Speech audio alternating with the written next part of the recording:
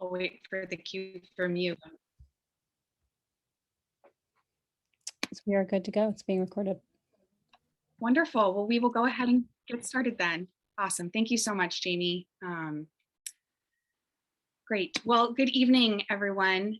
My name is Mary Szynski. I am the Executive Director of ECOSLO, your local environmental center of San Luis Obispo, and just want to share again how happy we are that you are here, either with us live or watching the recording here in the future.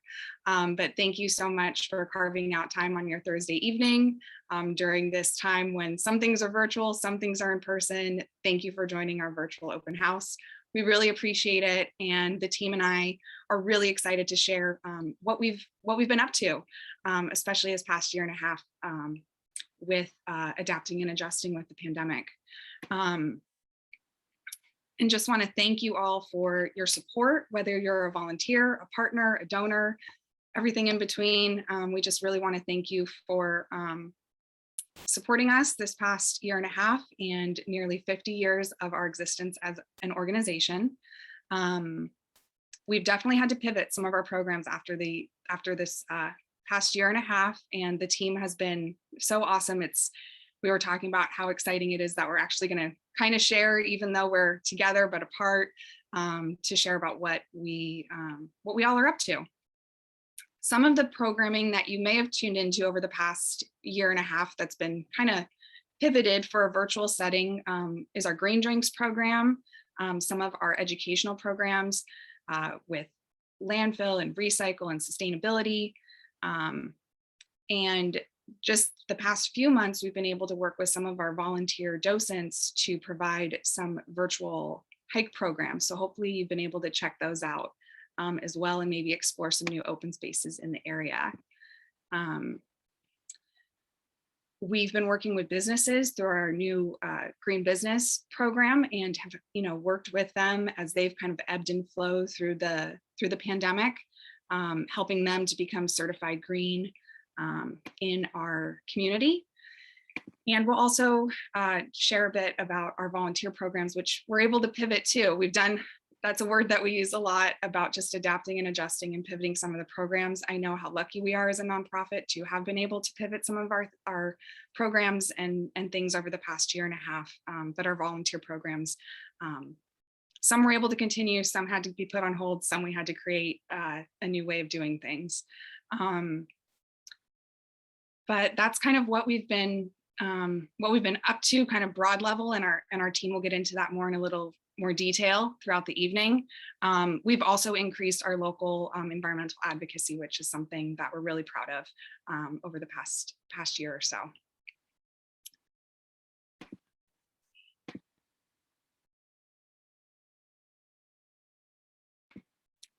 So ECOSLO's mission, as many of you all know, is to protect and preserve San Luis Obispo's natural resources through education, advocacy, and action. And so some of our current programming at ECOSLO is our docent-led hike program, which we've had for over 20 years in a partnership with the city of SLO. We've been doing education recently around sustainability, recycling, our green business program. I'm looking forward to Evelyn and Lauren sharing more about that. Our eco talks, which we've typically called our green drinks. Maybe you tuned into those last year, because those were some of the first things we were able to pivot to the virtual platform. Our advocacy, there's a lot to get involved with advocacy, and Grant will be sharing more about that. And then last are our volunteer programs. Emma's going to share more about AdoptASpot, which is a newer program that, again, pivoted through COVID, but our Creeks to Coast cleanup is a longstanding event that we do here locally. We have our outdoor nature projects that we do throughout the county parks all across SLO County. And then our urban tree program is a newer program that we have here at ECOSLO. So our current programming involves things we've been doing for 20 or 25 years, as well as programs that we've been doing just the past 2 or 3 years. So we're excited to give you updates on all of that and hear any questions you might have as well. And I know that some of you may have been asking or inquiring about our 50th anniversary. ECOSLO had a grassroots beginning, and we are still grassroots today. The pandemic definitely threw our original 50th anniversary plans a little sideways, but we're going to adapt and adjust and start those celebrations this fall into early next year.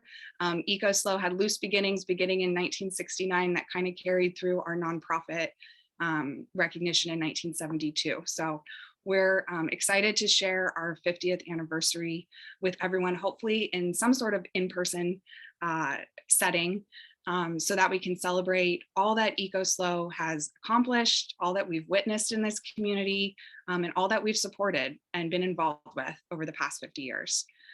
And also a chance to honor and recognize all of the people that are a part of ECOSLO today and all of the people that have been a part of ECOSLO in the past, and get the community excited and involved with all that we are up to today. So before I introduce them, I would like to just give a big special thanks to the team here at ECOSLO. Pretty much everyone has onboarded in the past year to ECOSLO. So they all onboarded in a virtual space working from home, which is no easy undertaking.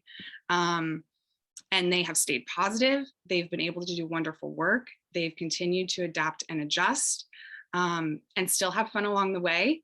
We've been doing team meetings at different parks and just enjoying the outdoors as a team, which I'm so grateful we've been able to do that. But they're all working hard to protect and preserve the local environment here in SLO County.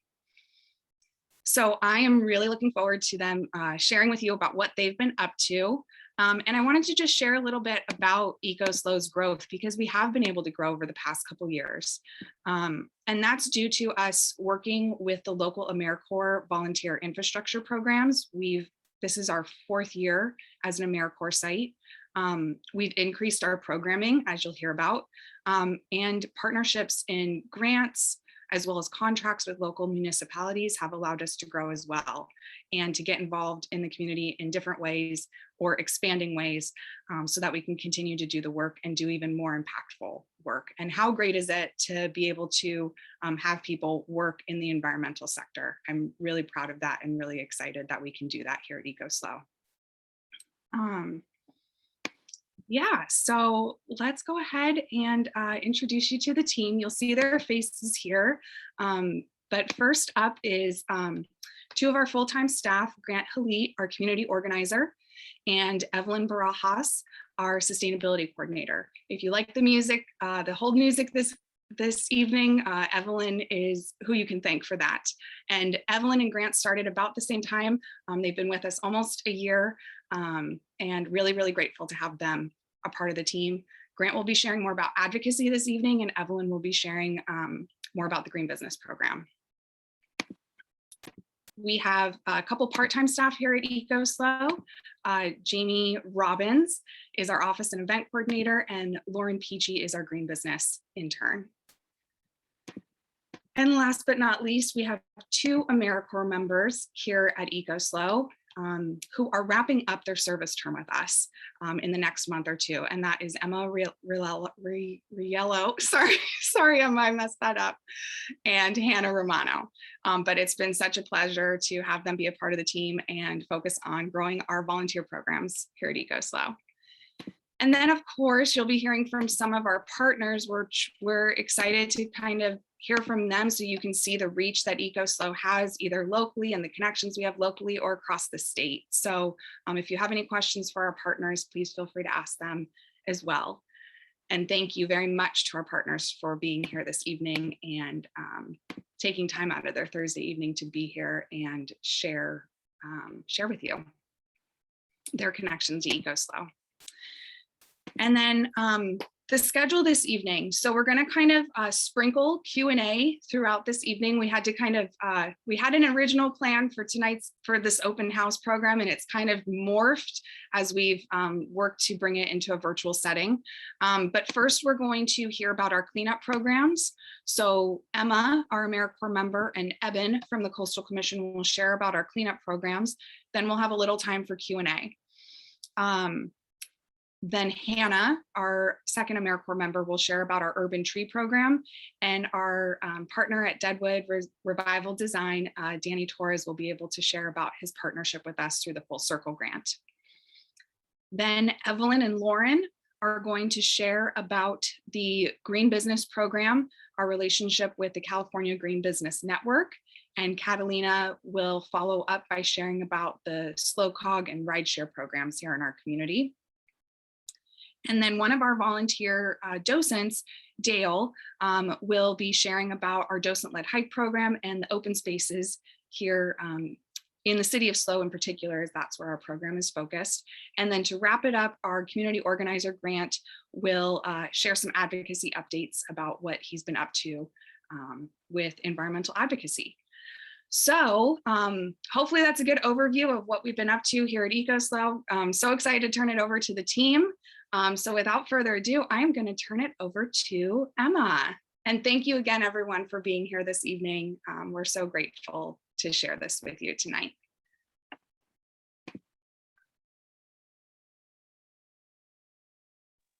Hello, everyone. Oh, I'm a little ahead. There we go.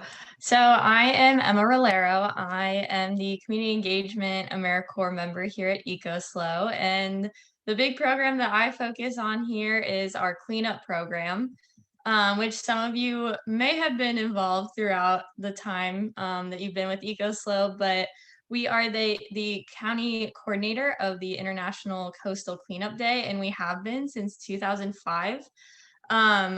Here in SLO County, we call this Creeks to Coast starting in 2018, but it is part of the Global Coastal Cleanup Day, which is pretty awesome.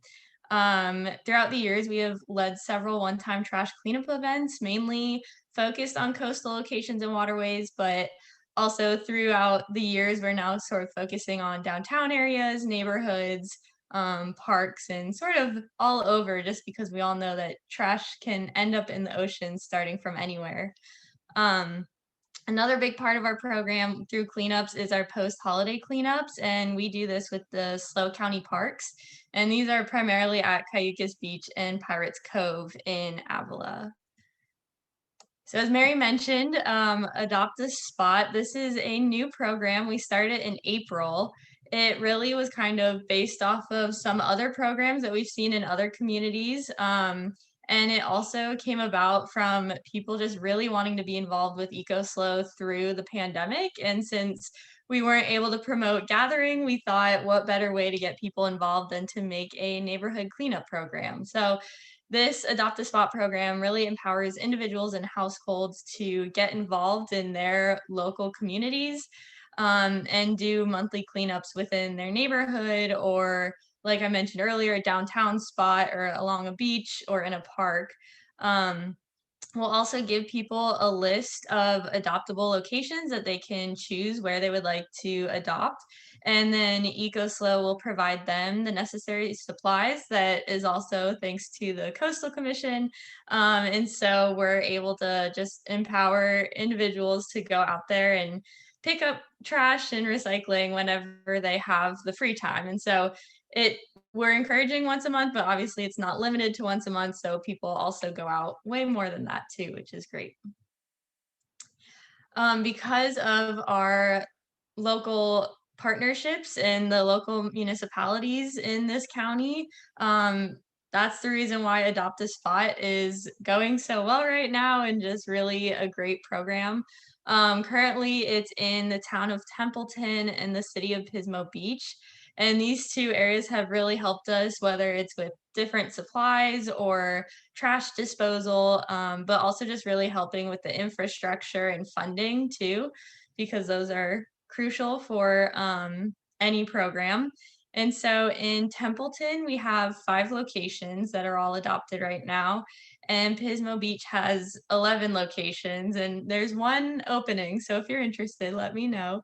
But since April, this past April, so like 3.5 months, we've collected 479 pounds of trash and recycling within these 2 areas, which is pretty incredible. So it's been a lot of fun just to see all the volunteers and families and households coming together to really make this program what it is.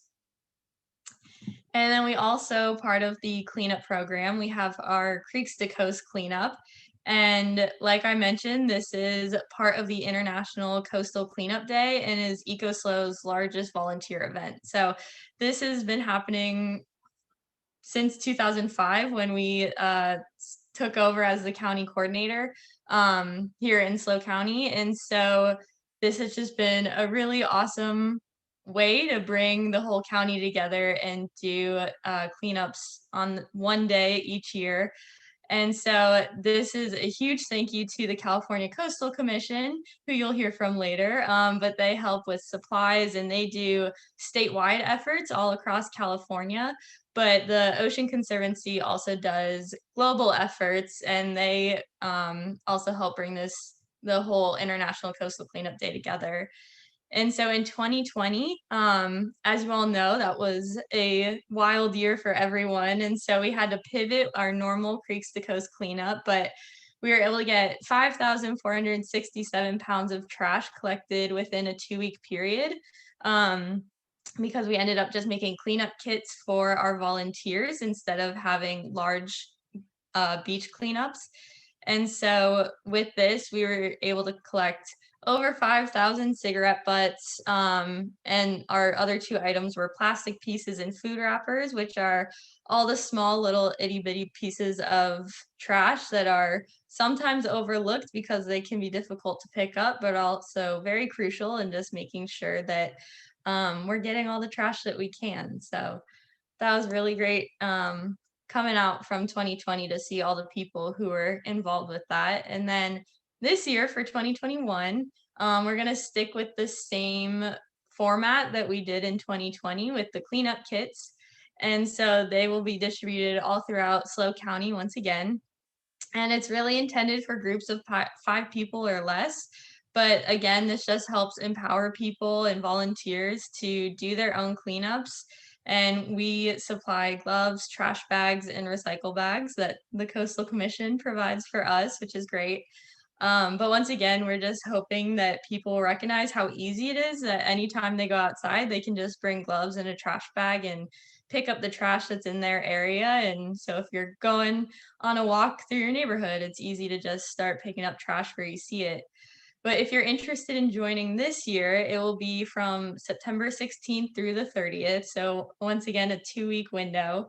All you have to do is sign up for a kit, and then you can do a cleanup when that fits within your schedule. So you can choose the time and also wherever you would like to do a cleanup. We highly encourage you to go there. And to track the data, there is an app called CleanSwell.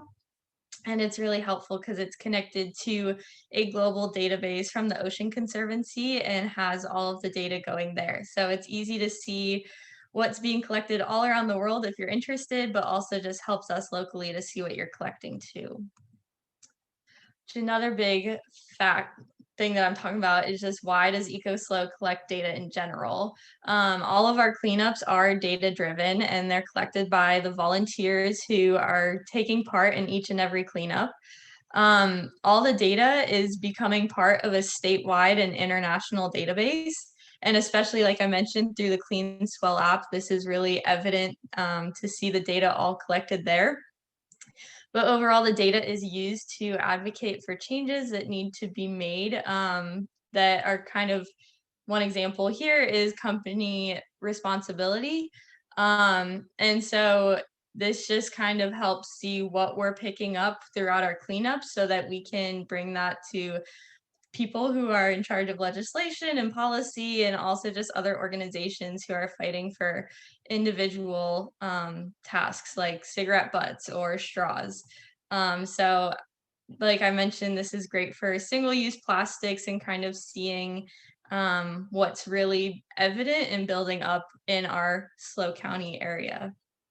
It's also important just to have this data because single-use plastic production is tied to the fossil fuel industry, which is also correlated to climate change. So it's really great to see what consumers are spending their money on, but also how it's ending up in the trash once they're done with it. And it can kind of help figure out what we can do to kind of change this and make evident for consumers and companies, like I mentioned earlier. So with that, if you're interested in signing up for AdoptASpot or Creeks to Coast, this is my email here, emma@ecoslo.org, which you are more than welcome to email me. But now I'm going to pass this on to Evan Schwartz. He is the Marine Debris Program Manager from the Coastal Commission. So like I mentioned, they're a great partner for us. So we're very thankful that he's here to talk to all of you today about the work they're doing too. Thank you, Emma. That was fantastic, and I really appreciate your emphasis on the data that's collected during the cleanups because it is so critical to what we do. Let me share my screen here. Everybody see that okay? Great. So my name is Evan Schwartz. I'm the Marine Debris Program Manager for the California Coastal Commission. And I'm really happy to be here tonight. And thank you so much, Mary and team, for inviting me to be part of this because I really love working with ECOSLO over the years. It's been just a joy to see how community events blossom so beautifully in a community like San Luis Obispo County. So I'm happy to be here and share a little bit about the Coastal Commission and what we do and how we try to go about it. So I do work for the California Coastal Commission. The Coastal Commission is famous, probably bordering on infamous in San Luis Obispo County. So I probably don't need to explain too much about what we do, but we are the state agency that regulates land use along the California coast. Our mission is to protect and enhance the California coast and ocean for present and future generations. And ultimately, who we are is we're a planning agency. We work very closely with local governments to use the best available science and strong public participation to move towards environmentally sustainable development. We do this through a lot of statewide planning activities. We permit development, so anybody that wants to develop on the coast needs to ultimately come to us for a coastal development permit. And then we enforce the California Coastal Act, which is the law that created us back in 1976, which was subsequent to a citizen initiative, Proposition 20, that passed in 1972. So I just realized when you were talking, Mary, are also approaching our 50th anniversary. So we need to figure something out to celebrate that. The Coastal Commission's work is very broad and varied. We work on a lot of different issues when it comes to development along the coast, but one of the most critical is access to our coast. One of the strongest mandates in the Coastal Act is to guarantee safe and free access to the California coast, which belongs to all of us, everywhere that we can. So we work very, very hard to create and open new access ways and to ease access for people from everywhere across California to make sure that we all have the same opportunity to enjoy the coast, no matter our status, our financial situation, or even where we might live. And so I bring up the idea of access because it plays into a lot of what we do now with our cleanup programs, as Emma very, very nicely put. The other part of what I do within the Coastal Commission is we work in the realm of public education. And public education from the Coastal Commission really comes at the work that we do by trying to involve the public in a whole variety of different ways in acts of coastal stewardship, because we know and we've seen and it's been demonstrated that being involved in the kind of coastal stewardship activities like the ones that EcoSLO sponsors in the county, helps people understand the value of coastal protection for the long term. And really, we're not just out for our generation. We're here to enhance and protect the coast for future generations as well, as it says right there in our mission statement. So the more people we can get on board early and often, the better chance we have to support coastal protection in the long term. And that's where efforts like California Coastal Cleanup come in. You heard Emma talk about this. This is our state's largest annual volunteer event. It is part of the International Coastal Cleanup, takes place on the third Saturday of every September. And I don't mind bragging a little bit that, you know, of the 45 states and the more than 100 countries that are involved in the International Coastal Cleanup, California by itself is the single largest participant almost every single year in the International Coastal Cleanup. We've had as many as 82,000 people participate in any single year. Generally, between California Coastal Cleanup and our year-round Adopt a Beach program, we are bringing anywhere from 150 to 200,000 volunteers out to the coast and inland waterways every single year to try to remove the trash that could ultimately end up in the Pacific. As Emma said, trash anywhere in California can eventually become marine debris. So by removing it, we have the chance to stop trash where it starts and really shut off the flow of pollution to the Pacific before it has the opportunity to begin. In a normal year, we would have had more than 1,000 sites. San Luis Obispo County would have had sites all across the area.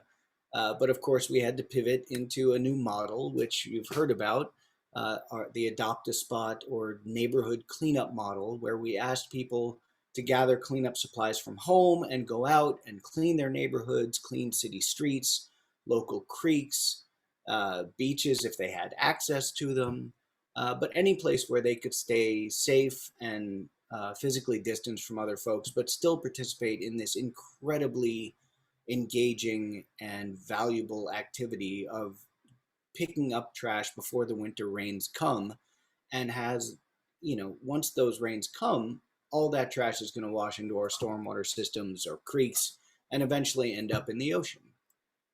We had a really phenomenal response to this call for action, given the circumstances that we were in.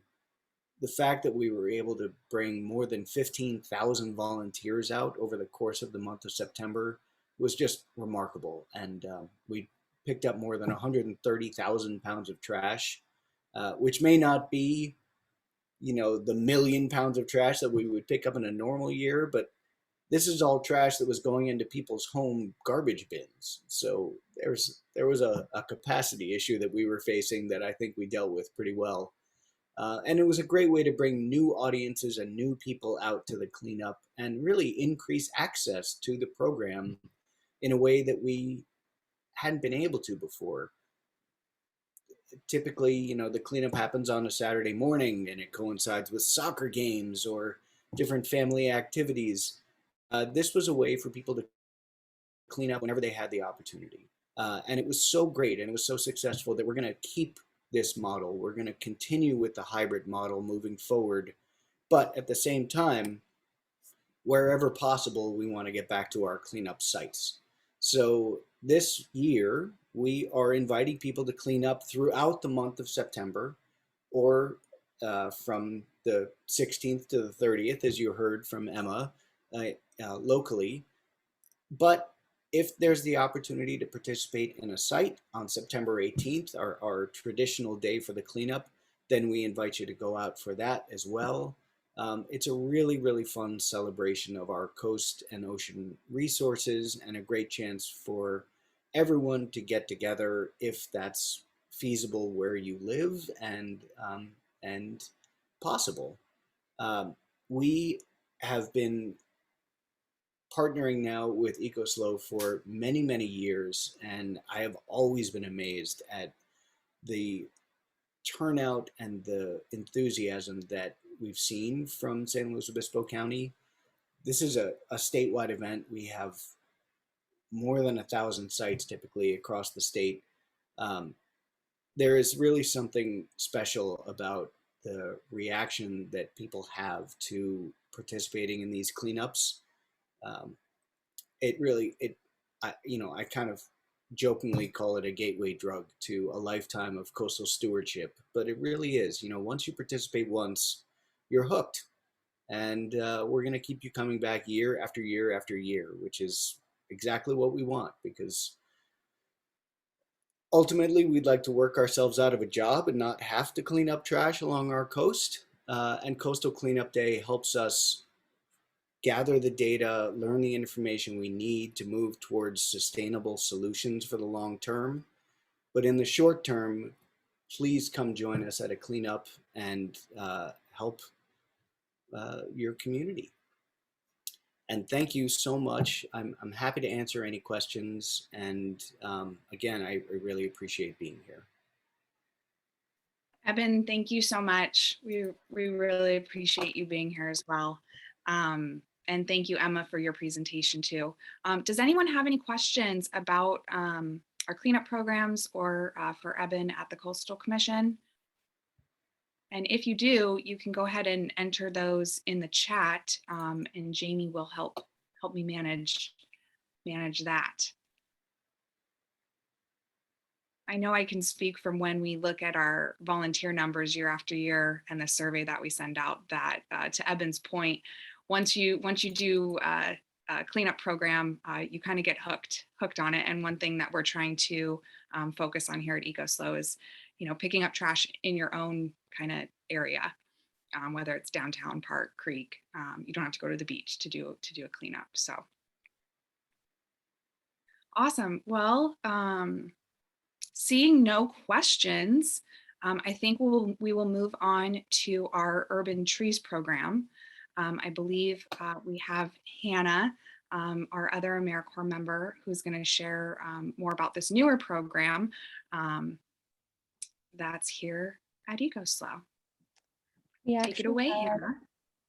We actually had one question of how do you sign up for a cleanup kit?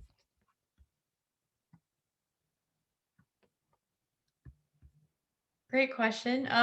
You can actually go onto the ECOSLO website and our form is there, but also I can put that form in the chat. So if anyone's interested in signing up right now, you can sign up when I send that link, or you can email me, Emma, at ecoslo.org. There was another question as well. If we go to the Clean Swell app, will that have the information? So since that's through the Ocean Conservancy, they will not have local information on it. So it won't have the info on how to get involved with Creeks to Coast, but you can input all of your data on there and see what people are picking up all across the country or all across the world through the Clean Swell app. So that's kind of how it's correlated to us a bit. Thank you, Emma, and thanks for the questions, everyone. Emma, if you can put the link in for the cleanup kit, that would be great. And in the meantime, we'll turn it over to Hannah. Awesome. Hi, everyone. Super nice to see at least a lot of little names on the screen. I'll be going over our Urban Tree program and at least what I've taken away from it this past year of my AmeriCorps term. So let's see. I wanted to start off with a bit about the program history, since it is one of the newest programs with ECOSLO, and it kind of came to us in a unique circumstance in that SLO Climate Coalition, a fellow organization within the area, transferred a relief grant to us in 2019, allowing us to plant 120 trees in urban spaces throughout San Luis Obispo. And we completed these efforts this past winter and actually ended up planting 128 trees all throughout the city of SLO, which was a wonderful adventure of seeing what works, what doesn't, how you get trees in the ground, and just everything that kind of goes into that. And we were able to do this because of our support from partners at Cal Poly, at the City Arborist Department, as well as a lot of really wonderful volunteers who are committed to seeing out the success of these trees. And this year, we're really excited to partner with Deadwood Revival Design, who will be presenting after me, Danny. And with them, we are working on a CAL FIRE Full Circle grant, which will allow us to plant 240 trees over the next 3 years. So we're really looking forward to that. And I wanted to include within this presentation a map that shows the trees we've planted thus far throughout the city of San Luis Obispo. This can also be found on our website, and it's a wonderful visual of the expanse of the program thus far, but also the opportunity for us to grow and even reach, say, a county level. And these are some images. One is taken, that top image, at our most recent planting at Throop Park under Full Circle. And then the one below it is Lauren and Emma, who you'll meet tonight, and they're planting, or they were planting trees at Los Verdes Park this past winter.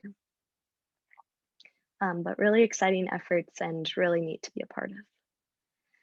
And the grand question of why trees and why we're focused on it and why it's important to us.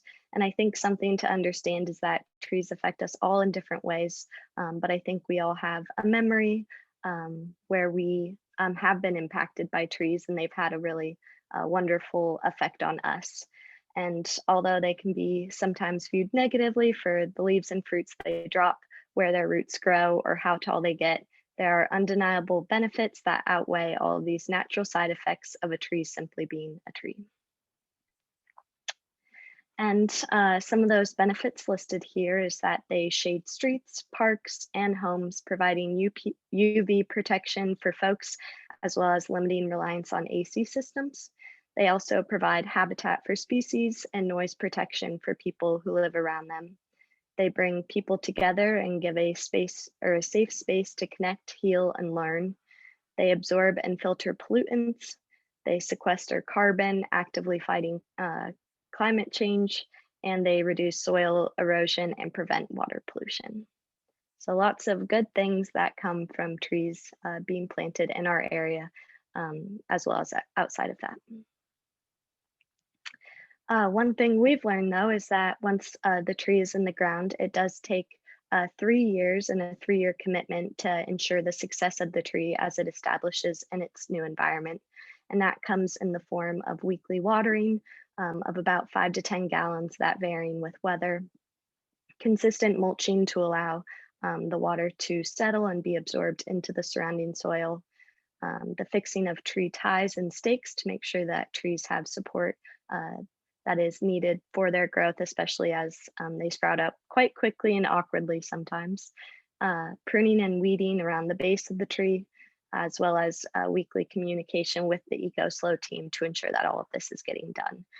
So it's often a big task, especially as we reach the number of hundreds plus trees, but it's something that we've really grown to love and find ways to manage, and that is through some really amazing volunteer opportunities and roles. We've developed 3 within the past year, one of those being a tree keeper who takes care of weekly watering and care, a neighborhood coordinator who oversees specific areas of trees and communicates with the tree keepers about specific tasks that needs to get done, as well as communicating that back with ECOSLO staff.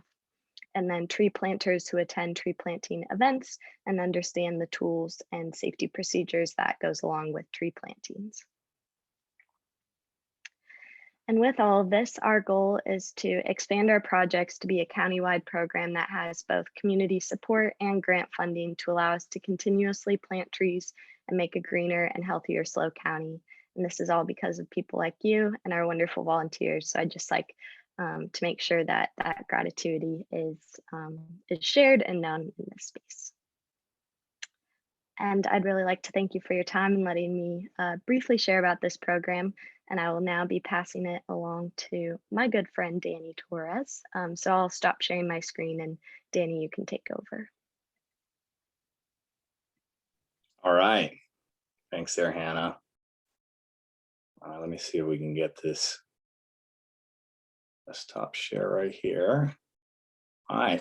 Can you see the screen there? Good. All right. Well, hey, I go by Danny. My name's Daniel Torres. I am a business operator, business owner at a San Luis Obispo, small business, Deadwood Revival Design, which I have a couple of partners that you'll see here in the next slide. And what we do is that we take city trees that would have otherwise ended up in the landfill, and we actually process these and make them into beautiful heirloom pieces of furniture. And so here's my two partners. Mitch and I used to work at the Forest Service together doing wildland firefighting, and we got this whole passion into doing this whole tree thing. But first, before we get into that, let's talk about our partnership with ECOSLO, because that's probably one of the best things that's happened to the small business and within our little community is this project that we're taking on with ECOSLO. So aside from being a business owner, I'm also the program manager for the Full Circle, a sustainable approach to urban lumber grant. And so what that is a California Climate Investment has a greenhouse gas reduction fund. And so what they do is they fund projects that end in greenhouse gas reduction. And so what one aspect of trees that we know are all of those aspects that Hannah was sharing on, all of the benefits of trees. But another thing that we usually don't realize is that trees contain carbon, and this carbon ends up going back into the environment. So in planting trees and keeping them from going into the landfill and becoming trash, by doing those two things together, we're actually reducing greenhouse gases. And so this right here is our website. It's just thefullcircleapproach.com. I just wanted to briefly just share this with you guys because I think it's a good place to kind of get a sense of what this community project that we're doing right now is. And so just a couple of highlights. One is the tree planting initiative. So there's a robust tree planting initiative that's 240 trees, like Hannah was saying, over the next 3 years. And boy, have I learned a lot about what planting a tree takes, you know.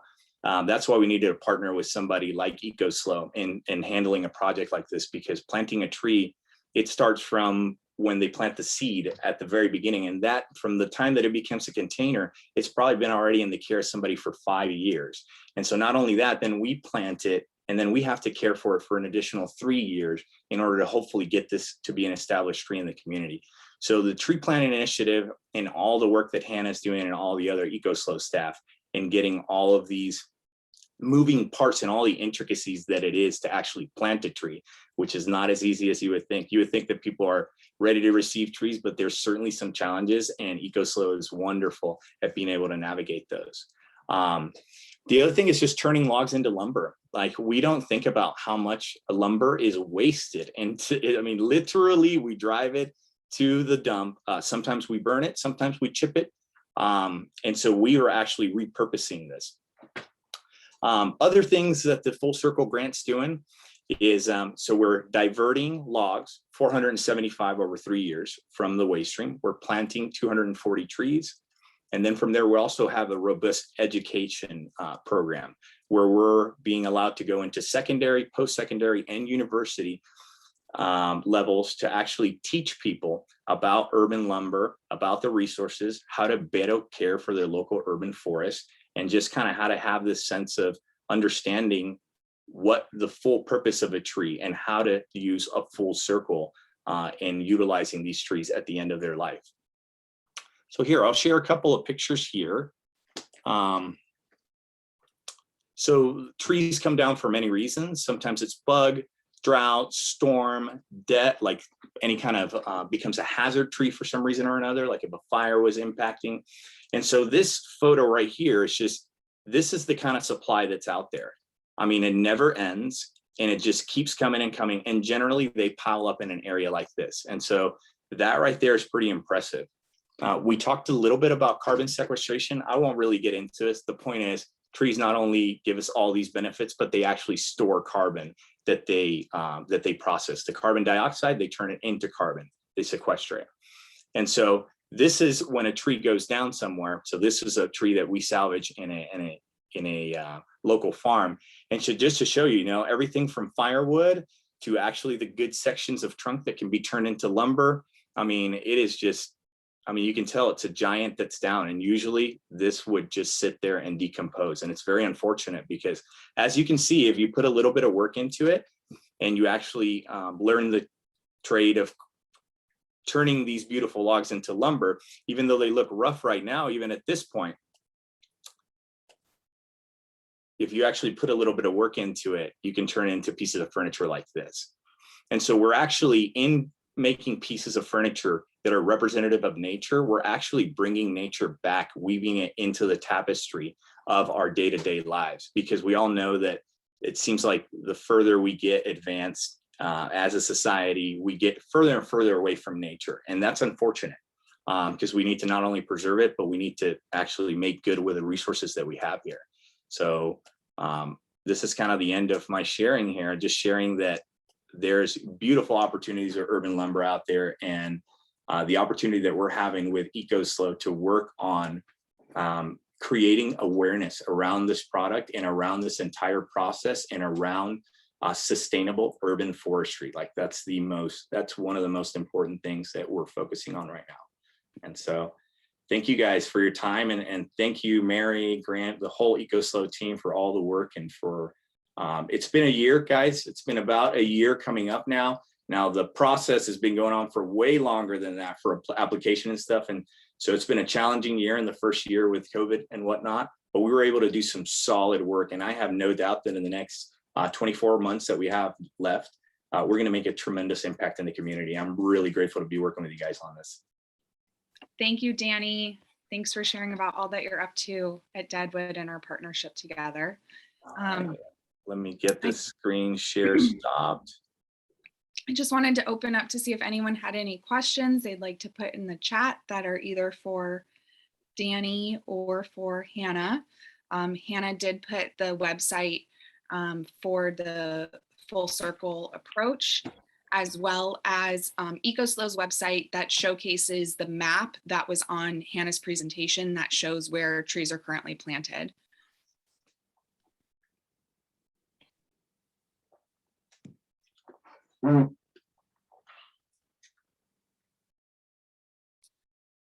Well, for the interest of time, I will go ahead and have Evelyn and Lauren set up their presentation. And if there's any questions, we can address those while they're getting their presentation set up.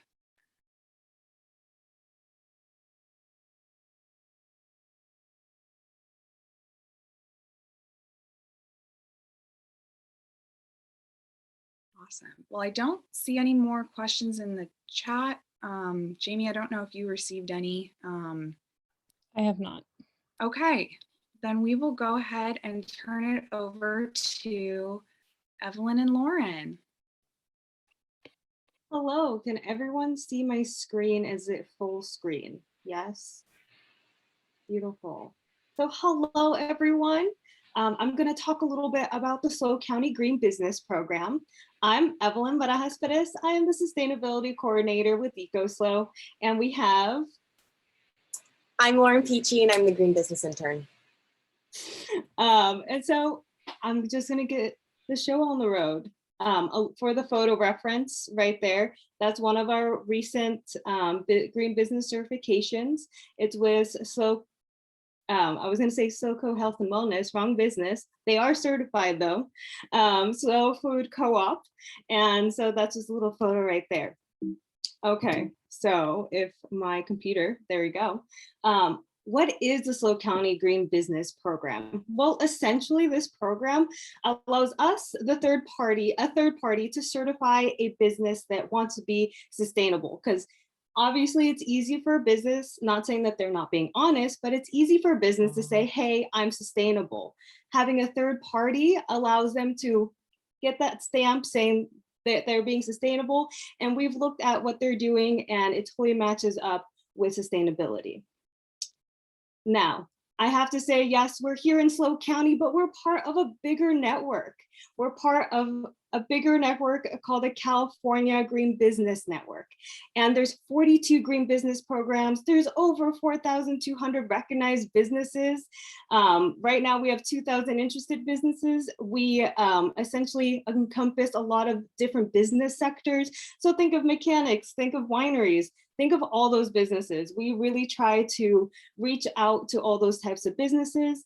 And we're a huge team. So here in SLO County, it's mainly Lauren and I, but statewide, we have 150 green business professionals and 50 plus interns. So we're a big crew and we're so happy to be part of that. Now, to even widen that connection, there is so much more going on, not just in California. We have in Arizona, we have in Colorado, all these states, they're essentially copying what California is doing. And it's great to see that there's this connection nationwide and that it's ever growing and other states are adopting this too. So we're super happy to be part of this and happy that it's growing. And so a lot of folks are like, so why is a program like this important? And honestly, it's because we get to help a lot of businesses that maybe otherwise wouldn't know how to be sustainable. They're like, hey, I really care about the environment. I just don't know how to do that. And that's when we come in and we offer our services. It's free, by the way. And we just talk about what they can do. We have a checklist that we're going to get into a little bit more in a little bit. And essentially, we help them through the process. We promote business sustainability and we help our local community doing that. Now, you're probably asking, okay, so this sounds great, but what does it have to do with ECOSLO? Well, ECOSLO has adopted the SLO County Green Business Program since January 2020. So we're about 1.5 years with it. And yes, you guessed right, most of that was during COVID, but we were resilient, we did it. We've still been certifying businesses, as I just showed you with the other photo that we just certified that one. And so again, we're an extension of the California Green Business Network. And currently you're wondering, well, how many businesses are certified in SLO County right now? We have 32. We just certified one on Monday. Yes, victory dance. And going on, and you're like, okay, well, I haven't heard about these businesses. Here's a list of them right now in the industries that they're under. So food and drink, shopping and retail industry. Currently, we got one of our first landscape services, Cal Coast Orchids. So we are expanding. Right now, we only have 32 certified, but we're planning to grow and get more industries. Just like I said right now, our first one for landscape services, like we certified that one. We hope to grow in that sector and keep growing and hit different business industries. And what makes a green business a green business? Like you're like, okay, so if they have that certification, what does it mean? That means that they're reducing their water use, they're using less toxic cleaners, they're really trying to put sustainability forward and focusing on that and making it their mission to do that along with our help. And with that, I'm giving it to Lauren. So exactly as Evelyn was saying, we're really pushing these businesses to take the extra step towards sustainability. So in order to become a certified green business, we ask all of our businesses to complete a checklist which focuses on these 7 pillars. So energy, pollution prevention, solid waste, transportation, wastewater, water, and community. And these pillars are comprised of what we call measures, which tell businesses what exactly they would need to upgrade, change, or add to their operations in order to become a green business. So for example, the energy pillar asks businesses to upgrade to LED lighting. The pollution prevention pillar asks businesses to use eco-friendly cleaning products. And the specific measures that are within these pillars differ depending on what industry the business is enrolled under. So as you can imagine, the checklist for a car mechanic would be very different than a coffee shop. And so the platform takes all this into consideration and puts together the checklist that would be best for each business.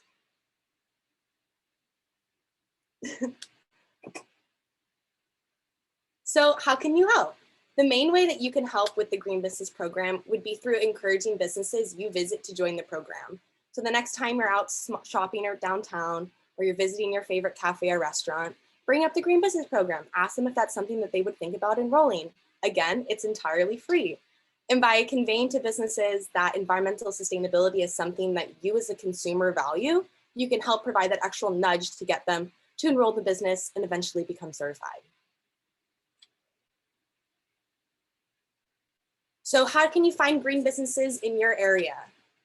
Well, the first way is the simplest way, and it's to look for our decal. So all of our green businesses that go through the certification process have this green California Green Business Network decal, in their front door. So you'll be able to, when you're walking downtown, see what businesses have gone through the certification process. The second way to find green businesses is through our online directory or our Shop Green app. So the Shop Green app is an entirely free app that you can download on both Apple and Samsung phones.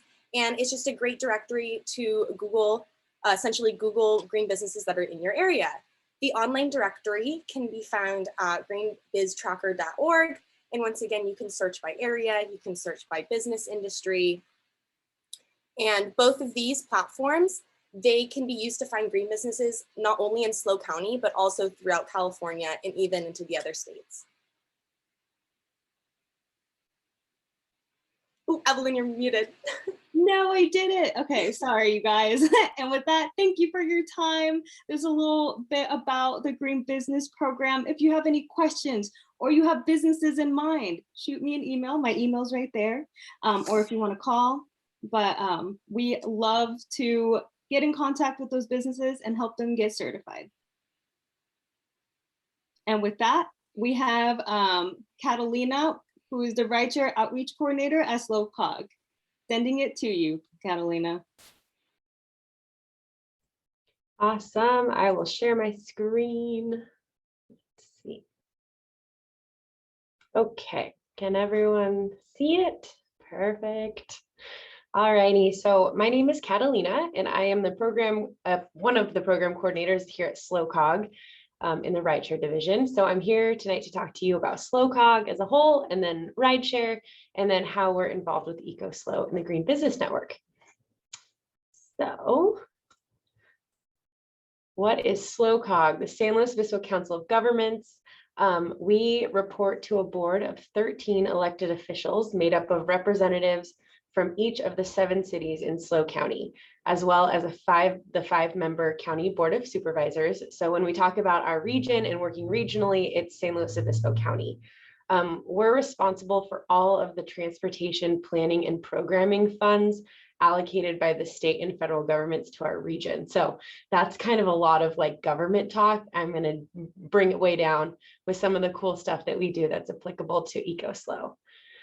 So with the state and federal funding we get through applying for grants, we can help fund some pretty awesome projects. So while a lot of it is really directly tied to transportation, like overpasses and roundabouts and street configurations, we also provide funding for the preservation of open spaces and land conservation. So I'm sure most of you can recognize some of the places on the screen right now, and they all used money from SLO COG to acquire the land. So you know, you have like the Pismo Preserve and Elephant Forest, Estero Bluffs, a bunch of like really awesome spots. Another really cool thing that SLO COG does is we secure a lot of funding for Class 1 bikeways and shared use paths. So for those who don't know, a Class 1 bike path would be one that the bikes and pedestrians are completely separated from cars. So like the ideal situation for both a driver and a bicyclist or walker. Some examples of that locally that we've funded is, you know, the Moonstone Boardwalk up in Cambria, the Morro Bay Harbor Walk in Morro Bay, Jennifer Street Bridge in SLO, the Bob Jones Bike Trail, which excitingly, the board just voted yesterday to approve the use of funds to complete the Bob Jones Bike Trail from the Octagon Barn to the parking lot by the Avila Valley Barn. So that's really exciting. That's coming our way, hopefully here quickly. But now to hone kind of into the division that I work in, which is Rideshare. So we are one of the 3 divisions of SLO COG. We're primarily concerned with transportation demand management, or it's called TDM, and that's maximizing the efficiency of our transportation system by increasing people's awareness of their transportation options and creating opportunities for people to get out of their cars. So down at the bottom, you see some of our programs, which are tailored towards totally different audiences based on their needs. So from commuters to students, to seniors, and then folks with disabilities. So kind of like a whole lot's going on there. So as GHG has been mentioned prior, but I'm sure most of you know that the largest source of greenhouse gas emissions from human activities in the United States is from burning fossil fuels through electricity, heat, and unfortunately transportation, with transportation being the largest portion of that. And then further broken down, it's actually light duty vehicles that produce over 50% of transportation emissions. So that's your commuter car, hence the importance of our program. But some of you have seen the photo there in the middle where there's 60 people being transported by different modes, by bus and bike, and then in their individual car. So this illustrates what we're trying to get people to think about in the rideshare division, to think when they consider their transportation choices. What it really comes down to is our use of space and time to get people where they need to go. So you could sort of describe rideshare as and transportation demand management as the flip side of the infrastructure. So while some folks think that you can add just 10 lanes on the highway each way, it would solve all our traffic problems, it actually results in induced demand and in the transportation system, which we call Carmageddon, which is not an official term, but it is a term that we like to use. So what does rideshare do? Well, here's some examples of what our outreach activities look like. We find that we can get people to think about their transportation options and maybe try something new, like walking to school or biking to work. If we can get them to do that, it's more likely that they're going to make it more of a regular habit. So we organize things like bike to work day, walk to school day, rideshare week, all sorts of fun stuff to get people out trying different modes and hopefully having a little bit of fun along the way. And that is where the ECOSLO crossover, and more specifically the green business crossover, comes in.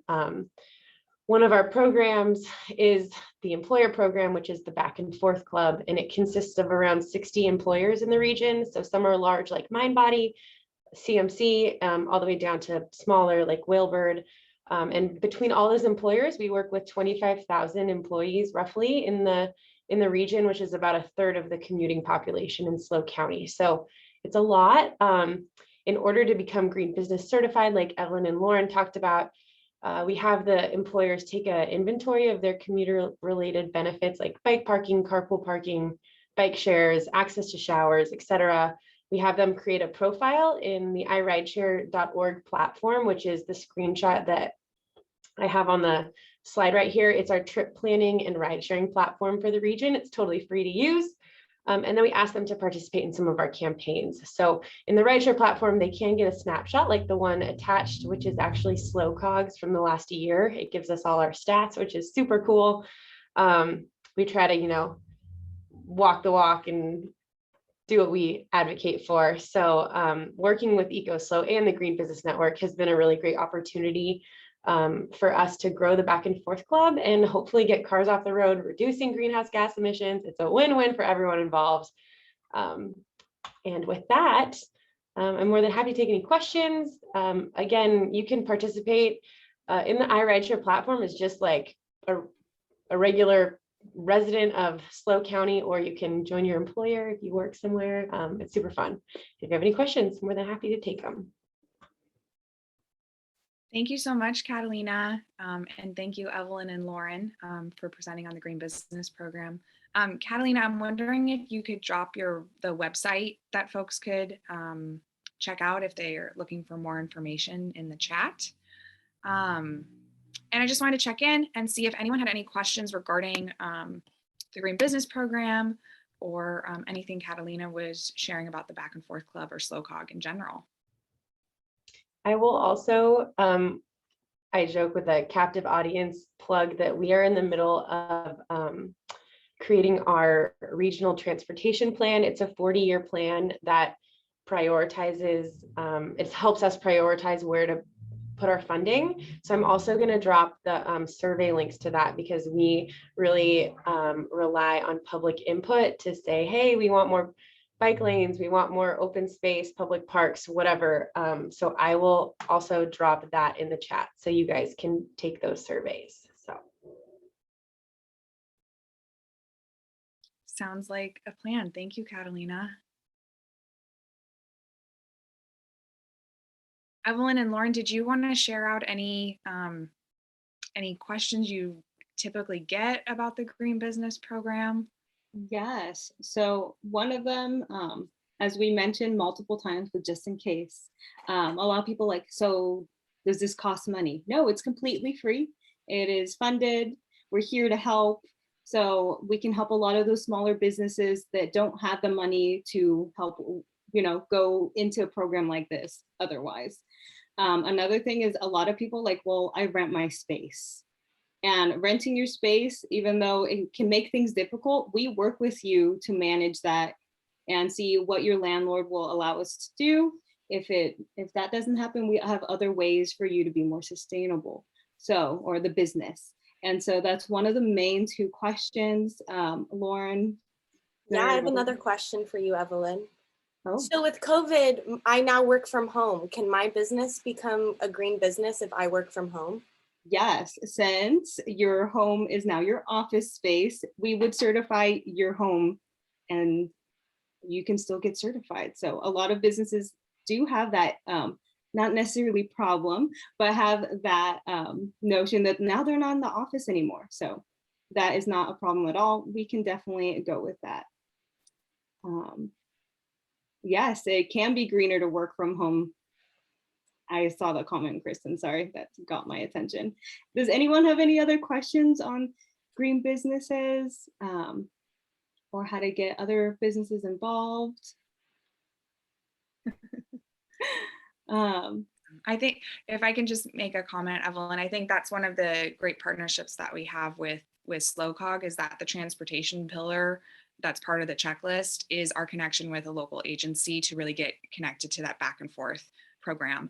We do the same thing with the waste management pillar. We work with the local integrated waste management authority so that they do a waste audit and get the proper bins put in their business and things like that. So it's been great to be able to connect businesses to local agencies that are doing that work already. And so Evelyn and Lauren have lots of great relationships with those agencies so the businesses can get connected and hooked up with resources to be more green, eco-friendly, environmentally minded, like with the back and forth club of being able to stay at home possibly to commute, or not commuting, so that you can be a bit greener.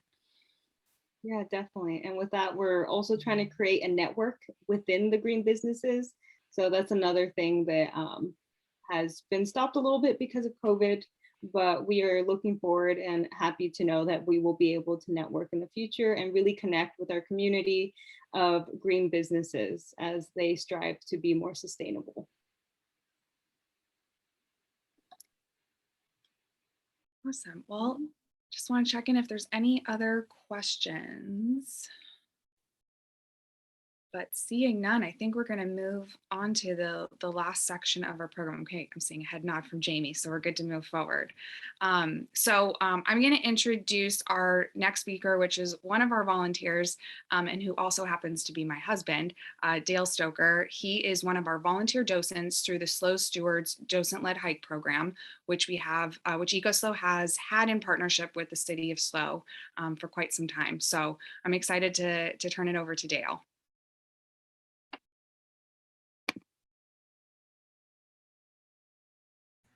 All right, thanks everyone. Can you see my screen? Yes. All right, so thanks for having me be a part of this today. Again, my name is Dale Stoker. I'm one of the docents with the SLO Stewards program. So we'll talk a little bit about what that is and hopefully how you can get involved down the road. So the SLO Stewards program is really a collaboration between ECOSLO and the city of San Luis Obispo, and started back in about 1996. And really the goal is to get more people out into our amazing open spaces and show them what we have around us, and also to provide some education to how we can be stewards of this land. Again, SLO Stewards program. We do this through regular hikes. These are usually monthly hikes. When we do get rain, we may take those months off, but that has been not really the thing in the last couple of years. COVID has also put a damper on us getting together in person, but we're hoping that comes back online pretty soon. Right now, as part of our SLO Stewards program, we have anywhere between 4 and 8 volunteers. We go through educational programs. We try to stay abreast on what's happening with our open spaces, new ones that are coming online, and also kind of what are the best areas to hike at certain times of year. You know, we try to be as well versed as we can on a hot day. We may not want to do South Hills. When the flowers are in bloom, Stenner Creek might be a better or reservoir. So we really tried to invest in our open space and provide, anyone who joins us on a hike the best experience. So if you don't know, we have 12 open spaces in the city of San Luis Obispo. Here's a list of them, and you may recognize many, some may be new to you, and that's okay as well. But it's probably no surprise that things like Bishop Peak, Johnson Ranch, and Cerro San Luis tend to get a lot of love. A lot of hikers will go out there, especially on those Saturday and Sunday mornings. So we will do hikes on those areas, but we also really want to focus on those that don't get a lot of traction. Islay Hill, one of the best hikes to do in an early morning. I think South Hills is and Terrace Hills is a great one to do in the evenings. Stenner when you want a little bit of shade, and Reservoir 2 after a rainstorm. So there's a lot of things that I feel that a lot of our residents and even our visitors don't really know about. They hear about Bishop Peak, and Cal Poly students, that's all they want to do is hike Bishop Peak, and that's great, but there's so much else to see. So we really try to get people out on all of these open spaces, and that's what the Slow Steward programs does, is we set up these hikes and we say, let's meet at one of these trailheads at say 9 a.m. on a Saturday, and we're gonna go show you a great hike that you may have never experienced before. And yes, we have some new open spaces as well. I saw some people talking about as well. So why would someone want to go on a hike with a docent? Again, docent is a fancy term for one of our volunteers like myself. One is safety, and we always want to make sure safety is our top priority. Before we go out, we'll make sure people are prepared for this hike. We will let them know how far we're going, what it's going to be like. We also talk a lot about like what they may see in terms of ticks or what poison oak may look like. So we're always being very aware of what safety would look like in a group. You come out with us, we're going to put that as a top priority. One of the reasons I became a docent is it was to build community. I just moved to the area. I kept going on these open space hikes with these docents who were already part of the Slow Stewards program, and I just kept having fun. I kept meeting people, shared values, and eventually I just signed up to be a docent as well. So if you're looking for some new people to talk to, if you want to meet with a friend and come join us on a hike, we will talk about the flora and fauna and such, but there'll be time just to talk and connect with each other. So that's one of the great parts of joining our hikes. Like I said, we get to explore new open spaces. The Waddell property is one that I was excited to go on early on, and we get to take people out who've never seen that. And again, we kind of know the trails. We're going to do our homework. So when we go out there, we're going to make sure you have a good experience. And then last one, again, the biggest part of this program is the education part. We want to make sure people are informed on hiking etiquette. So when they don't hike with a docent, they kind of know that the rules of the trail, the rules of our city. So that's always important to us. But we're also going to educate people on what we're going to see, the flora, the fauna. Again, as we talked about, things are blooming at different times. Our docents talk to each other, and we're already out there hiking. So we're going to try to, coordinate that as well. And a lot of our docents just have different specialties. Some are going to know more about a certain plant or certain plants or animals, or tracking, et cetera. So when you go out with our docents, you kind of get a little bit of insight to their interests and their specialty.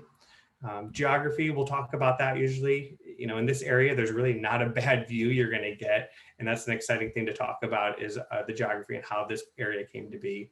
And a little bit about probably some of the local history, the names, how these were acquired, et cetera.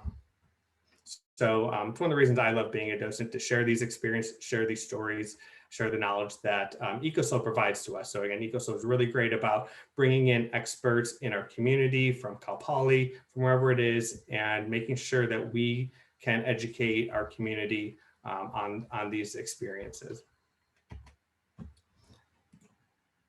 And then our last one, just how to join us. Again, make sure you're signing up for the ECOSLO newsletter. They will post when we are doing our in-person hikes. They're usually also posted on our website. You may see at the trailheads when we do. This is pre-COVID. We actually had printed copies stapled to a lot of the city open spaces, and it's usually for the next quarter, next 2 or 3 months, and you'll be able to see when we're going to be at what trailhead at what time. And you can literally just show up, Usually I'm there or another docent's there. We have our ECOSLO name tag on, we have a binder, and we're just welcoming people who wants to join our hike. And we usually know who's there for an educational experience. And then in COVID, we've actually been recording. We've done some individual hikes since we can't go out in groups, but we've gone out with someone who has a camera, and we've actually gone on a hike and showed you what you would see and how you would get around and see what we see. So it's been kind of the way we've navigated our COVID experience. And I think that is all that I have to share, unless there's any questions, and or I can turn it over to Grant. Thanks, Dale. Yeah, we're going to turn it over to Grant, who's going to share about our advocacy efforts, and then we will finish up with Q&A that anyone has on open space and advocacy.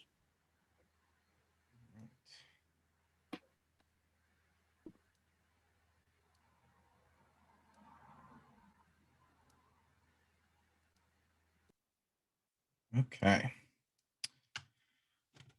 Thanks, everyone. I'm Grant Halid. I am the ECOSLO community organizer. Tonight, I'm going to give you guys kind of a very brief overview of advocacy. It's a very large topic with a lot to go over. So I'm going to give you a very high-level overview of kind of our history as an organization and what we're working on today. So I want to start off by talking about a couple kind of key points in the history of ECOSLO and our 50 years of existence. And I want to start off by talking about Measure A. So there was a big movement in SLO County during the 1980s after the pretty bad oil spills. All oil spills are bad, but these are particularly treacherous ones in the 1970s and early 1980s. That was a large-scale community movement that ECOSLO was very much involved in, that ultimately led to the creation of Measure A, the passing of Measure A, which was a ballot measure that created a system of framework so that whenever a new oil rig or offshore drilling project was proposed, the community, the county of San Luis Obispo, would vote on it. And that measure is still in place to this day. It is still serving a really, really critical and important role to this day. It was mentioned a lot during the last 4 years when offshore oil drilling was something that was being talked about and considered more and more, especially as projects in the Carrizo were reopened. And ECOSLO is very much a part of that. Then kind of shifting gears, I want to talk about another really important project, which was our Farm Worker Safety Initiative in 1999. So this was an effort to advocate for the safety of SLO County farmers, as well as the safety and health of the environment. And it consisted of kind of a two-prong approach, which was a series of informational campaigns in English and Spanish about the dangers and health risks of pesticides, as well as a series of studies that were done by ECOSLO that ultimately led to a series of county regulations that increased the protections for farmers and farm workers and environmental protections that we still benefit from to this day. And this was a really cool and interesting and very important showcase of some of the more intersectional sides of advocacy that we can take on, where you have a combination of labor rights, you have a combination of environmental health, a combination of public health, and it really shows that all of these issues are very strongly connected. And then one of kind of the last high-level things that we've worked on in the past decade is the Phillips 66 Rail Spur project, or at least the effort in the campaign to stop the Phillips 66 Rail Spur. You'll probably remember that. It was a massive, massive campaign that had a huge amount of public support to to vote no, to convince supervisors and the Planning Commission to vote no on the proposed Phillips 66 Rail Spur that would have meant that oil trains literally carrying raw crude oil would be traveling directly down the train tracks here in SLO County, going through residential areas, going right down past Cal Poly, downtown SLO, communities all throughout South County. And this was a really, really colossal undertaking of that was the result of a coalition of groups from all across SLO County and all different areas, and really is one of the most important environmental victories of the past decade that we played a role in. And I'm really, really happy that we did. So kind of turning from some of these more historical efforts that we've been a part of, I kind of want to talk about what we're working on today at ECOSLO, because we're definitely turning a new page in terms of advocacy here. After a little bit of a lull or a change in direction, ECOSLO created the community organizer position that I filled in 2020, that I took on in it was August of 2020. So I've been here for almost a year now. And this position is kind of a split role, as I kind of talked about previously, between half urban forestry work, but then particular the advocacy work that we're doing today.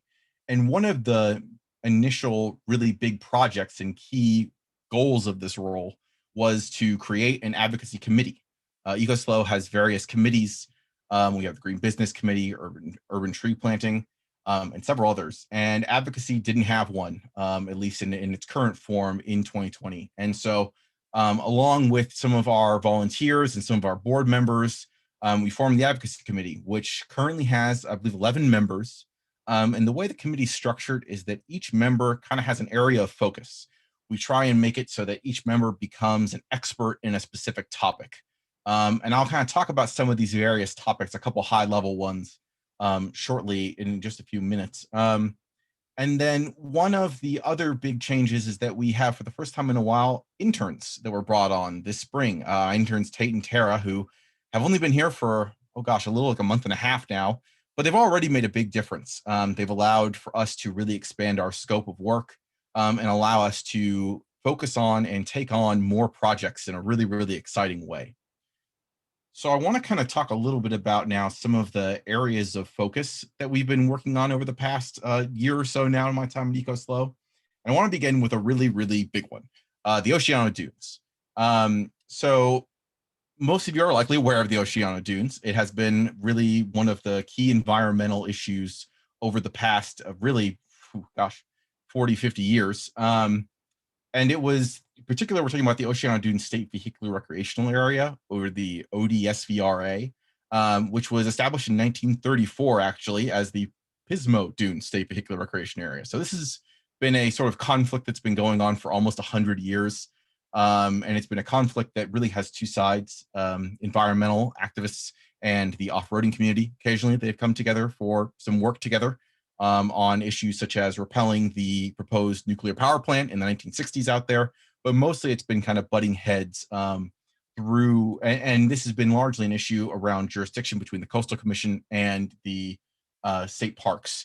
But all of this, our work around this has really revolved around the Dunes Alliance, which is a group we're part of alongside of groups like Surfrider, Sierra Club, Citizens for Clean Air, Oceano Beach Community Organization, Defenders of Wildlife, Coastkeeper, numerous groups from across the county. And we did a ton of work on this. This really dominated my first 6 or 7 months here at ECOSLO. And it all kind of culminated in the March 2021 meeting, the March 18th meeting, which many of you might be aware of now, resulted in the ruling by the Coastal Commission to close the OHV area, the Oceano Dunes State Vehicular Recreational Area, by 2024. This is a momentous decision that really was the work of a ton of really, really hard work by activists for decades and decades. And I'm really, really glad that I got to be a part of it here during my time at ECOSLO.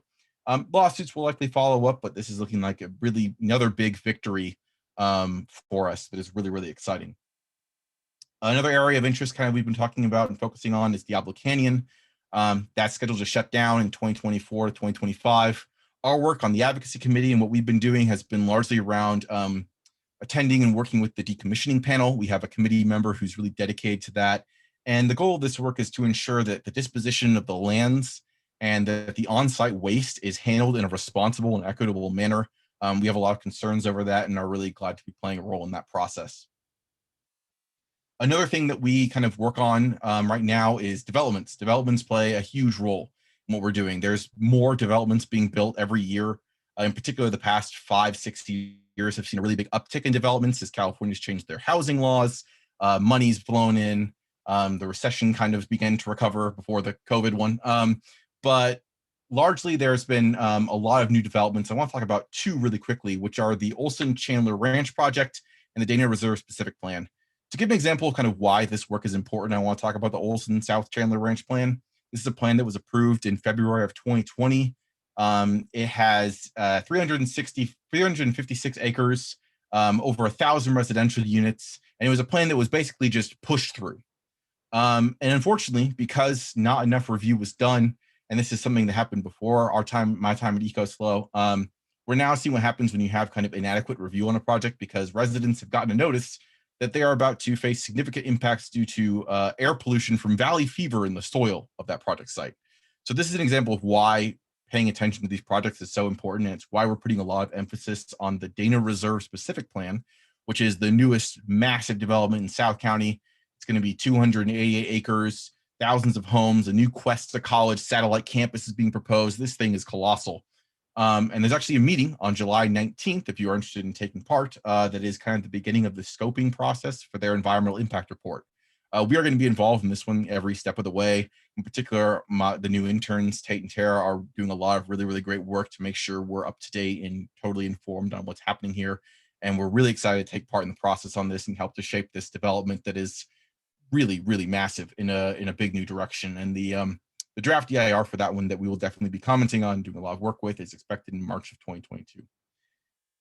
And I want to close out by talking about another kind of high level issue that recently came on our radar in a big way, because the meetings have started to kind of happen around it, which is the Morro Bay battery plant.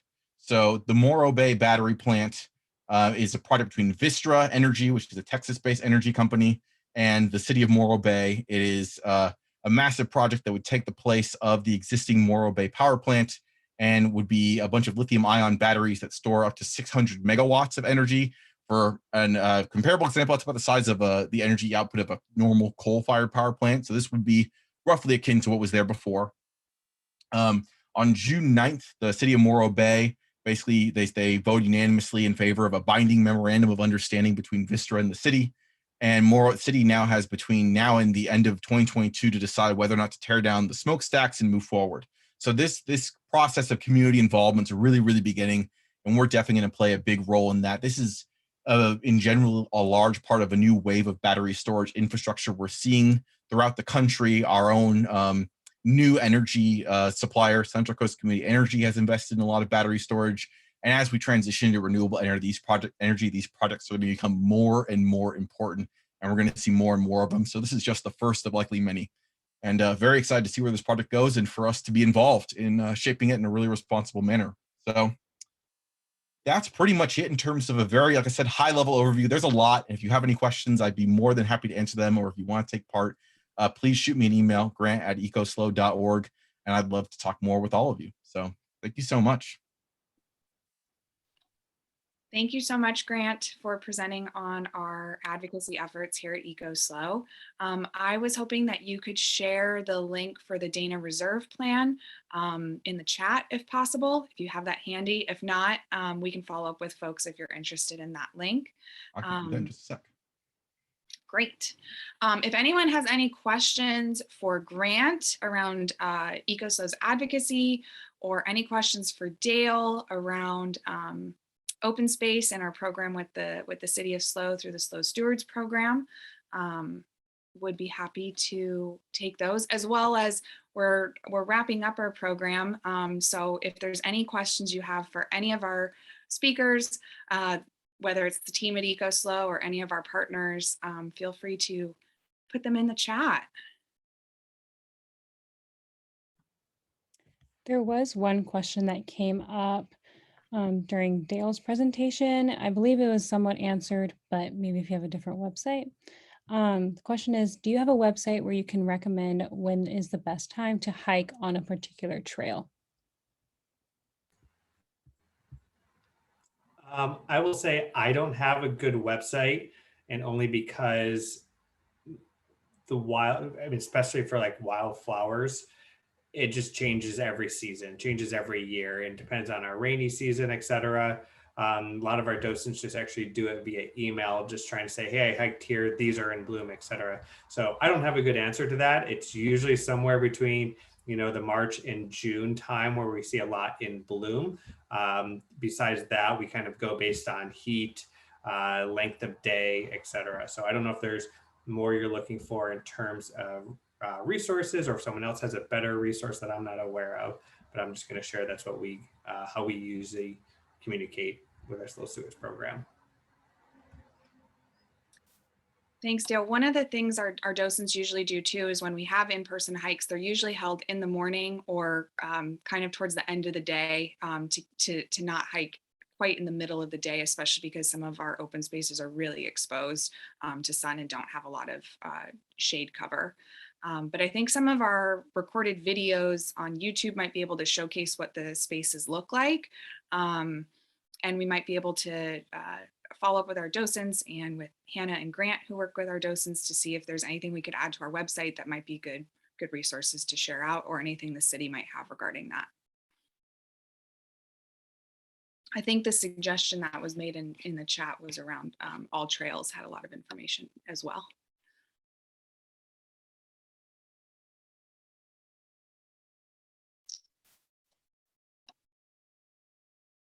Well, just wanted to check in, see if there's any other questions. I have a few closing remarks, but just wanted to see if anyone had any other questions to ask out this evening.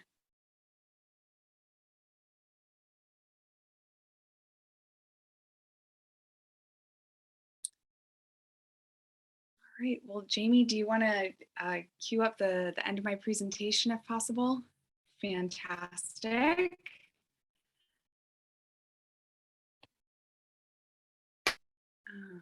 And if you do end up having any other questions, you can always reach us at info@ecoslo.org. Jamie, as our office manager and event coordinator, is able to respond to that email and get it to the appropriate team member so that they can get back to you.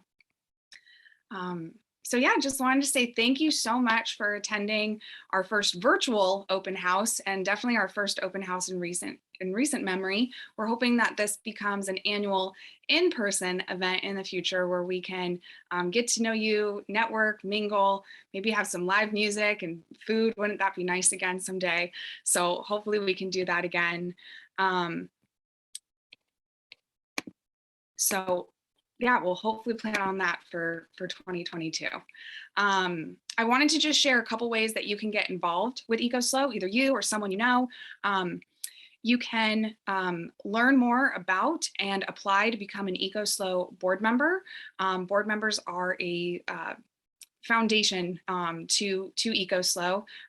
They work really closely with me on our strategic plan, where we're going as an organization, and really help oversee the operations and where we're going as an organization, and networking with the community, getting an idea of what's going on and how we can be involved or support efforts.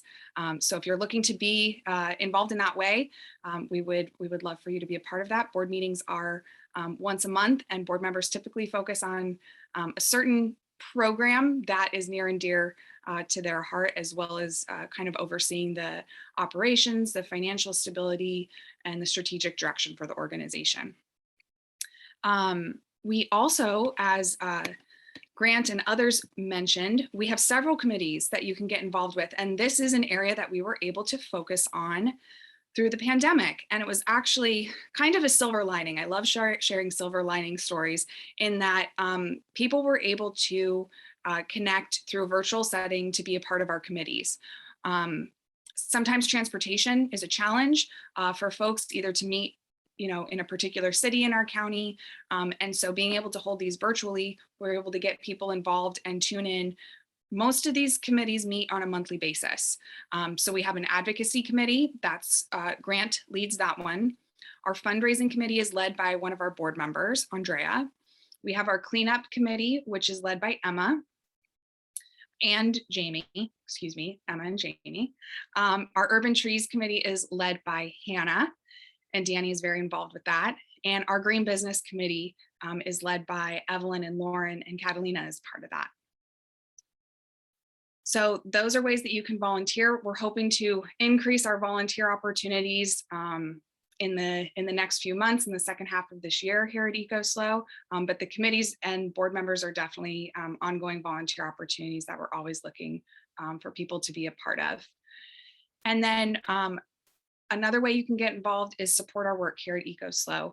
Whether you want to make a one-time donation, put on a fundraiser, or even set up a monthly donation, that's been really helpful for us to have steady support throughout the year, whether it's a $4 a month donation, $15, $25 a month donation. It really makes a difference for us to have consistent funding throughout the year, so we can have the team that we do at ECOSLO doing the really important work that we do in this community, to take care of our environment, to protect the resources that we have, and to ensure that people have that sense of stewardship and connection, whether they are an individual, a business, a community group. We have so many ways for people to get involved, and donations and fundraisers from people like you make a huge difference to the work and impact, in a good way, good impact that we can have in the SLO County community. I also wanted to share about a fundraiser we have coming up next month. And it is kind of in the spirit of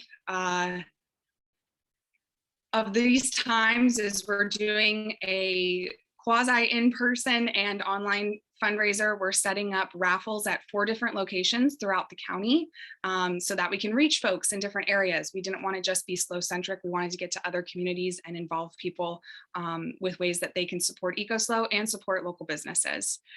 So we'll be doing raffles on different days in August. They're listed there. They're also on our website. So hopefully you can find a location near you, check out that business and support ECOSLO. We will also have a week-long online silent auction. We're currently gathering lots of items for that. And if you would like to contribute an item, please be in touch. And we will be sure to share out the link so that you can bid on items and help support ECOSLO's work through that fundraiser. So more to come about that, but we're really excited for this fundraiser in August to support everything that we are up to. And lastly, I just want to give special thanks to everyone who made this evening possible. Special thanks to Jamie for doing all the behind the scenes work and coordinating the team to do this. Yay, Jamie. Thank you so, so much. And there's other folks I'd like to thank. Current board members as well as former board members. We've had a lot of board members for being an organization that's been a part of the community for nearly 50 years. Supporting and working for and volunteering your time for this grassroots, community-focused, environmental nonprofit, it means a lot to have board members who have stepped in to help this organization going. I like to say that an organization that's been around this long has its ebbs and flows, has our ups and downs, and we've been able to persevere over 50 years to make sure that the environment has a voice. We have so many amazing committee members right now. We've got a great crew of 5 interns right now, and so many ongoing volunteers who our team has just built really great relationships with. And what they're involved with makes a difference. And I just want to express our gratitude to all of them for helping make our work possible here at ECOSLO. And of course, all of our partners this evening, they couldn't all be here today, but hopefully you got a nice sampling of some of the folks that we work with, who we're lucky enough to work with, and we're really grateful to partner with. And of course, our donors, without your work or without your support, our work isn't possible, especially our advocacy work that is solely funded by donations from the community, and we really appreciate that support. And like I said, monthly giving supports our work all year long. And then I just have to put a shout out to all of our past interns. I've had the pleasure to work with so many amazing interns over the years, our staff at ECOSLO for nearly 50 years, and AmeriCorps members. We've been lucky enough to be a part of that program for 4 years here at ECOSLO. And we have thousands of volunteers that we've worked with. So ECOSLO wouldn't be here without all of the volunteers who give their time, their heart, their energy to the work here in our San Luis Obispo County community. So thank you everyone for being part of this. We're so grateful. And if you have any questions, I think this last slide we'll leave up here is our general contact information. Like I said, if you reach out to info@ecoslo.org, Jamie can direct your message, your inquiry, your question to the right person, and we will get back to you. And there's lots of ways to follow us and get involved. And for now, follow us on social media and YouTube, visit our website, reach out via email and phone, and hopefully we will be able to connect with you in person on a more regular basis here soon.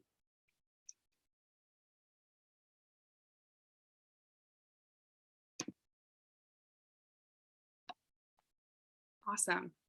Well, thanks again for taking your time out of this evening to be here. We hope you enjoyed the program. We hope you enjoyed everything that ECOSLO is up to.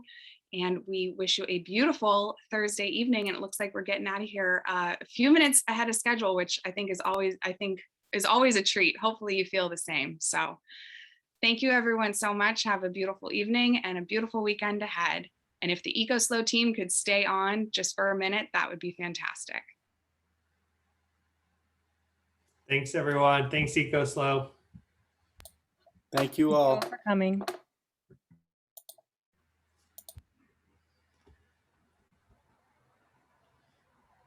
Mary, I can go. Yes. Okay, bye. Bye, Dale. Bye, all. Thanks, all. Great job. Woohoo! Woohoo. All right, Jamie, just want to make sure you ended the recording. Okay, one moment. All right, we've just got the team here. Cool.